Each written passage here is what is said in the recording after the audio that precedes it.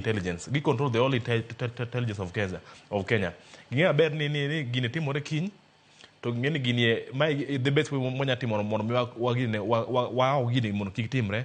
Mare jogie they have a resource. Mondo give a very effective planning because resource mai kama koro the issue of Guinea Bire, this has to do with weather forecast, the weatherman.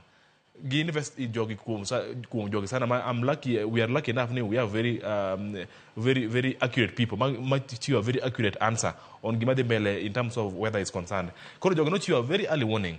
Then on the other side, Gino de Berka de Bele chakoreka kotue kot de Bele to put sirkal proceedings on here. In fact, the deputy president can so on here. In fact, it was last week on just 2 days. Ka pod kot de Bele to the day ma Gino be postponed. Ni school they are no matter what.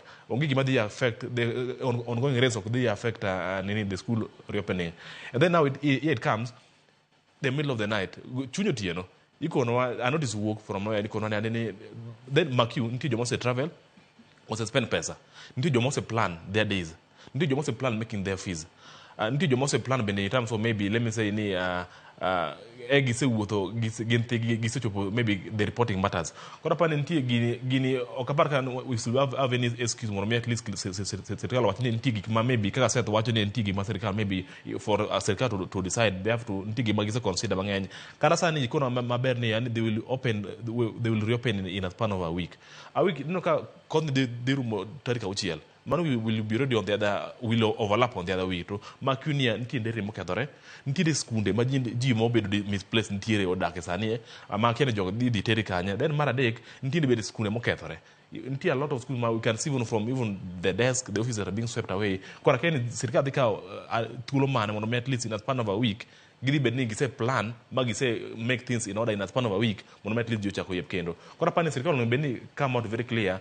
They have a lot of things to tell in Gima de Timore, at least in the future, Gima Chalama Kichak Timre Kendo. Yeah, parents definitely, in fact, and Gima Kara, even the bodies, parents, PTAs and all those, not you a very clear call, monumental sirkal or ongiane what mad ni epokeno kaponi the team or not, but they give it a blank year, Giposin mapor magi epokoro, or Kapar can Gima. Onyar be a very good picture.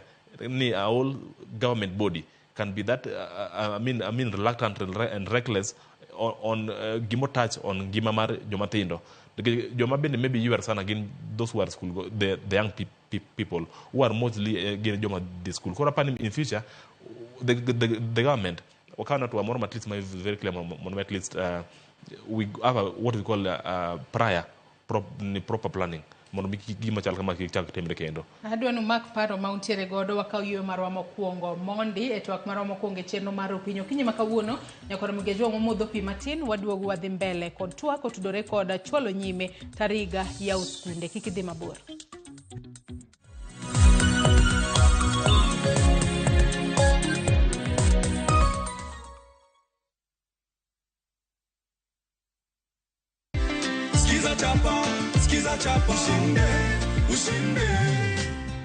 Ndugu yetu anapata shilingi zake 1000.